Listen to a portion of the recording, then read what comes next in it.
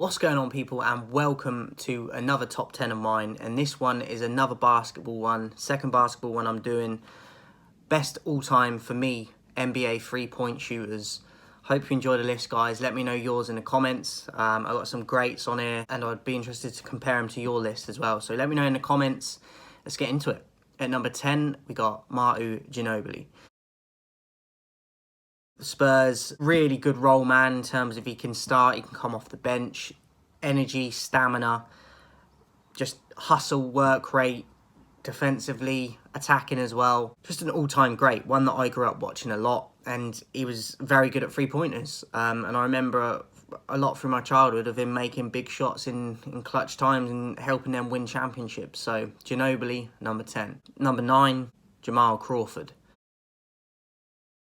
Bit more of a journeyman in terms of his career, and people might put that against him because he didn't really win a ton of things, but as an individual and as a team player, I think he offered a whole ton of every team he was at. Put up numbers consistently, just a very good stat builder, and I enjoyed watching him. He wasn't scared to take the three-point shot. He'd take it from different angles, wouldn't think twice about it. And I think he could do more than just the three-point shooting, but he's another one that I remember a lot from just watching highlights and games when I was growing up. Always hearing his name on the scoreboard and hitting shots. So Jamal Crawford, number 9. Number 8, Danny Green. I know he's a bit more of a form player. When it's going bad, it goes really bad for him, but similar to the other two I've just mentioned, his time at Spurs, I think he was very good. Not so much at the Lakers, but he still done a bit here and there. But I think when he was at Spurs for a few seasons, he was clutch at times for them, and very underrated, I think, in terms of helping the team out and getting points in and being an individual, but going to that guy as well at times when you need him, and he can hit a shot. So I think he's done it, and I've seen him do it several times. Danny Green, very good three-point shooter.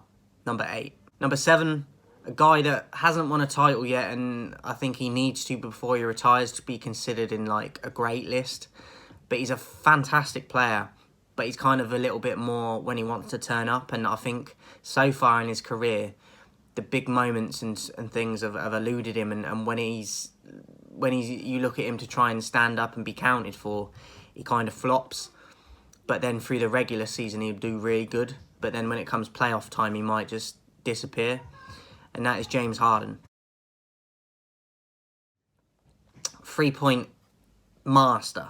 Can pull up from various distances and go long. Maybe not as much as your likes of a Steph Curry or someone like that, but he can still go very far. And Harden, for me, like I said, he really needs to be winning a championship before he retires, because I think he's got the ability to, but I think it's more of a mindset thing with him and a motivation, and sometimes he just looks disinterested. Obviously at the 76ers, they are building, and they're definitely one that people have got their eyes on. And with Embiid there, they might have a chance to do something and get quite far, but I think it's tough on the mentality side of things for them to get over that final hurdle and win a championship. So it's going to be interesting to see. But James Harden, just as a three-point shooter alone, I've seen him do it for years. So Harden, number 7. Number 6, Mike Miller. A guy that definitely was a specialist. It looked like his legs were giving out on him not too long into his career, in my opinion. But obviously won a championship with the Heat. Fundamental in that as well, that run. Was clutch at times for them, hit really important shots for them, and it didn't seem to matter whereabouts on the floor he was. If he's going to hit a three-pointer, he would hit it more than often than not. But more so a specialist in terms of a bit like the American football, you bring them on as a kicker, and at vital times you bring him on to do that role at three-point spots, and he would hit it 9 times out of 10. So one that didn't pass by me. I think he's very underrated, doesn't get spoken about enough. Mike Miller, I'm giving you your flowers, number 6. Number 5, Jason Terry. Remember the aeroplane celebration when he would hit the threes? I just remember that time of him, Nowitzki kid, just probably should have done a bit more in terms of, I know they did get one, but I feel they should have won more championships than they did with the talent they had on that squad. But Terry definitely played his part, I think, in terms of hitting three-pointers, getting there their score up on the scoreboard and coming up clutch at times as well. Maybe didn't do it all the time, but I think he did it enough to warrant being on a list like this. So had to have him at about the halfway point for me because I saw him hit a lot of 3-point shots, playoffs and regular season. So Jason Terry, number 5. Number 4, Kyle Korver. Obviously he was at the Bulls, that's my team. Hawks, he's been at various teams through his career, a little bit of a journeyman as well, but I think especially at the Hawks I remember him a lot. Growing up and watching him on highlights and just hitting shots all the time, every week putting numbers up, even if his team were getting beat. So for me, another one in terms of building the stats a lot, week in, week out, just going about his business and hitting shots at clutch times for his team, even if they ended up losing the game. So for me, very underrated, and I think his percentage as well is really good for it. I can't remember it exactly, but I know he's very high up in the all-time list as well. So Kyle Korver, one that I remember fondly. A bit more of a specialist again, a bit like Mike Miller. Number 4. Number 3, one of an old school era, a bit more of the coming off screens and hitting shots more than just pulling up and doing step backs that we see nowadays.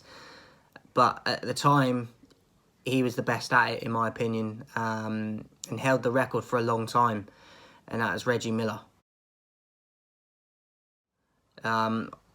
Fantastic character, first and foremost. Very close to winning a championship as well against the Lakers. Player that's definitely ability-wise similar to James Harden in terms of the ability alone. Should have won a title. It's a shame he never did because he definitely had the quality. I think he had the leadership. Just come up against squads that were just really tough and almost done it against the Lakers, but obviously had Kobe and Shaq at the time. So it was all on Reggie's shoulders basically for the Pacers, and they just missed out. But fantastic player, held the record for a long time. And yeah, he had that mindset, he had that dog in him, he would fight, he would scrap, he could talk, trash talk and back it up. Come up clutch so many times, even against the Bulls at times as well, I remember. So loved his character as well, as I said. Great 3-point shooter, one of my favourites ever, hence why he's so low down. Number 3, Reggie Miller. Number 2, Ray Allen. I'm actually watching He Got Game at the moment. Stars in that, obviously, but I watched him growing up. Celtics, Miami Heat. I know he gets spoken about a lot, but I think he should do. Like, he deserves to be just fundamentally really sound in terms of just the footwork and getting in spots, getting set to have his shot before he even took the 3-point. Was very clever at the movement and getting just out of the way of people jumping in and diving. And I think he was just very underrated in terms of just he could have a quiet game but then still hit a clutch shot and maybe score 6 points in a game, but them 6 points were fundamental in them winning. So yeah, a fantastic career, I think, as well. I think he deserves to be in the shout for all-time greats as well for what he did at his time. A little bit more coming off screens and that as well, but he would also get in spots and wait for the ball instead of just getting off a screen and hitting it. He would get set, get a quick pass and hit it. So Ray Allen, number 2. And then number 1, I couldn't have anyone else. This guy has changed the game of basketball. Now everyone wants to take 3-point shots, even from school, elementary level as well. Kids are pulling up, doing step backs and hitting threes, even from half court and stuff, because of this guy, and he's changed the game. Stephen Curry. Won countless titles already, championships, MVPs, all-star appearances, accolades a lot, and he's still going. And he's probably still got another good 4 or 5 years, I think, in him. If he can, I know he's got problem with his ankles, but I think he's got another maybe 3 to 4 years at least at peak level. Obviously a defending champion again, going into this new season. Fundamental last year against the Celtics, helping them over the Celtics. I just can't speak highly enough of him. The stuff I see him do is unbelievable. Looks like he's playing in a video game. Certain shots he hits, you think, like, it's against science, that shouldn't be happening, and he makes it happen. Even in shots that go up for contested shots from distance, he's hitting under pressure, off, no pressure at all. It doesn't matter with him. He knows where to get on the court, off screens, but he can do the step back, hit them, and just do it with ridiculousness and huge confidence that he hits it, shoots it, and turns around and runs back to get ready to defend before it even hits the net because he knows it's good. and he knows it's money. And as I said, he's changed the game of basketball. Like Jordan did in his own way, Steph has changed it for how the game is played in terms of shooting from range. Great free throw percentage as well. And I think he will hold this 3-point record for a very, very long time. And I will be surprised. He might even hold on to it for most of our lifetime because he's putting up numbers that are ridiculous. And I know the game's evolving and changing and more people will be shooting from distance and ultimately they will start hitting shots. But the consistency and the rate that he hits them at, I think is going to put him on this all-time list for 3-point record and percentage to stand for a very long time. So that is my all-time top 10 3-pointers list, guys. Stephen Curry, #1. And he's still going. Unbelievable. My favourite player of the current era as well. So, yeah, a lot of people love LeBron. Me, not so much. I'm a big fan of Steph Curry. And I think what he's doing needs to be talking about as much as people talk about LeBron for me. So, Stephen Curry, #1. Let me know your list in the comments, guys. I'd love to see and compare who you have to mine. And I'll speak to you guys soon.